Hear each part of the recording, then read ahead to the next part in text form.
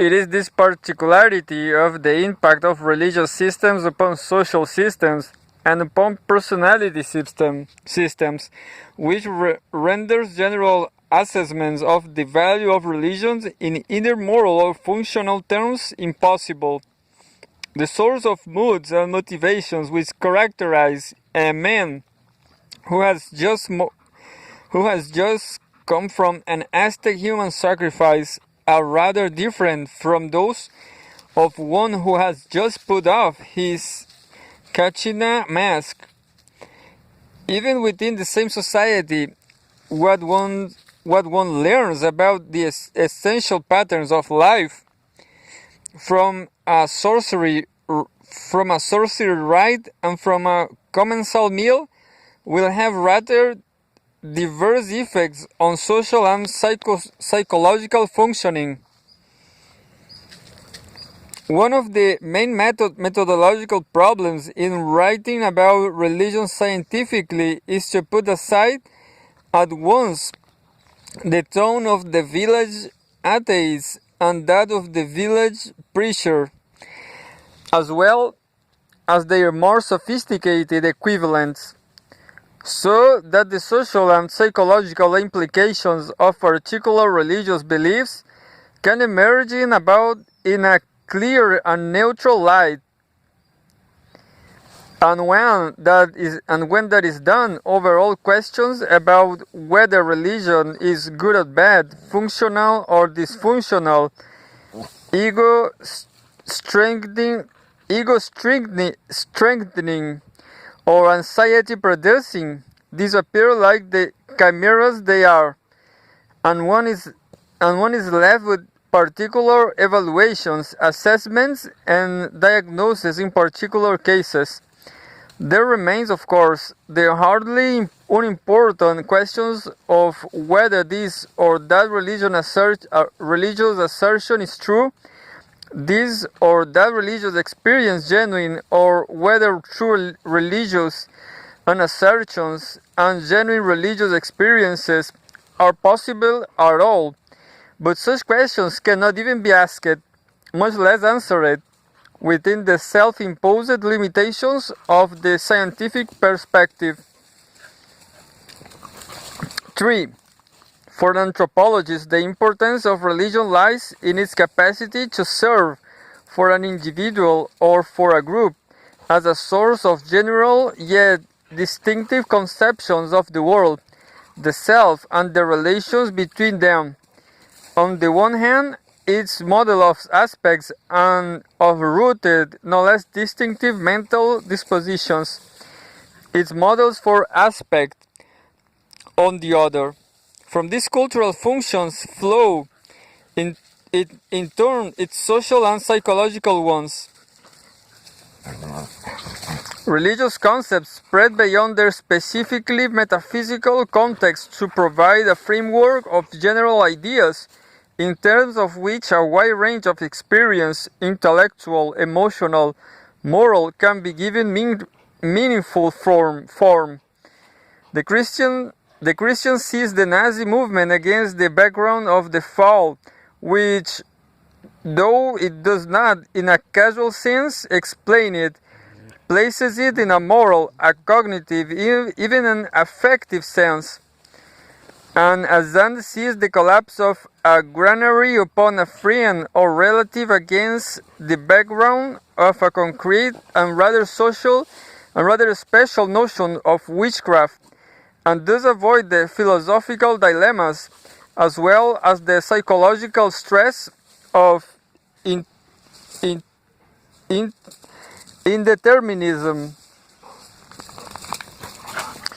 A Javanese finds in the borrowed and reworked concept of rasa, sense, taste, feelings, meaning, a means by which to see choreographic, gustatory, emotional, and political phenomena in a new light, a synopsis of cosmic order, a set of religious beliefs, is also a gloss upon the mundane world of social relationships and psychological events. It renders them graspable. But more than gloss, such beliefs are also template, They do not merely interpret social and psychological processes in cosmic terms, in which case they will be philosophical, not religious, but they shape them. In the doctrine of original sin is embedded also a commandment attitude toward life, a recurring mood, and a persisting set of motivations. The ascent learns from witchcraft conception not just to understand apparent accidents, not accident at all, but to react to these spurious accidents with hatred from the agent who caused them, and to proceed against him with appropriate resolution. Rasa, in addition to being a concept of truth, beauty, and godness, is also a preferred mode of experiencing a kind of affectless detachment, a variety of bland aloofness, and unshakable calm. The moods and motivations that religious orientations produces cast and derivate lunar light over the solid features of a people's secular life. The tracing of the social and psychological role of religion is thus not much a matter of finding correlations between specific ritual acts and specific secular social ties. Though these correlations do, of course, exist and are very worth continued investigation, especially if we can contrive something novel to say about them. More, it is a matter of understanding how it is that man's notion, however implicit, of the really real, and the dispositions these notions induce in them, color their sense of the reasonable, the practical, the humane, and the moral. How far they do so, for in many societies, religion's effects seem quite circumscribed, in others completely pervasive. How deeply they do so for some men and groups of men seems to where their religion likely so far as the secular world goes, while others seem to apply their faith to each occasion, no matter how trivial, and how effectively they do so, for the width of the grasp between that religion recommends and that people actually do is most variable cross-culturally. All these are crucial issues in the comparative sociology and psychology of religion. Even the degree to which religious systems themselves are developed seems to vary extremely widely, and not merely on a simple evolutionary basis. In one society, the level of elaboration of symbolic formulations of ultimate actuality may reach extraordinary degrees of complexity and systematic articulation. In another, no less developed socially, such formulations may remain primitive in the true sense, hardly more than congeries of fragmentary by beliefs and isolated images of sacred reflexes and spiritual pictographs. One need only think of the Australians and the Bushmen, the Toradja and the Alores, the Hopi and the Apache, the Hindus and the Romans, or even the Italians and the Poles, to see that degree of religious articulateness is not a constant even as between societies of similar complexity. The anthropological study of religion is therefore a two-stage operation. First, an analysis of the system of meanings embodied in the symbols which make up the religion proper, and second, the relating of these systems to crucial social, structural, and psychological processes.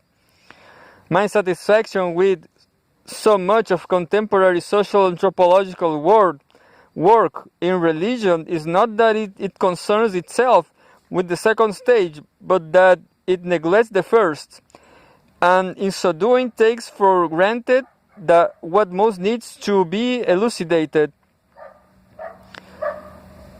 To discuss the role of ancestors' worship in regulations political successions of sacrificial feasts in defined kinship obligations of spirit worship in scheduling agricultural practices of the divination in reinforcing social control or of initiation rites in propelling personality maturation are in no sense unimportant endeavors, and I am not recommending they be abandoned for the kind of jejun cannibalism into which symbolic analysis of exotic faith can so easily fall, but attempt them with the most general common sense view of what ancestors worship, animal sacrifice, spirit worship, divination, or initiation rites are as a religious pattern seems to me not particularly promising. Only when we have a theoretical analysis of symbolic actions comparable in sophistication to that we now have for social and psychological action will be able to cope effectively with those aspects of social and psychological life in which religion or art or science or ideology plays a determinant role.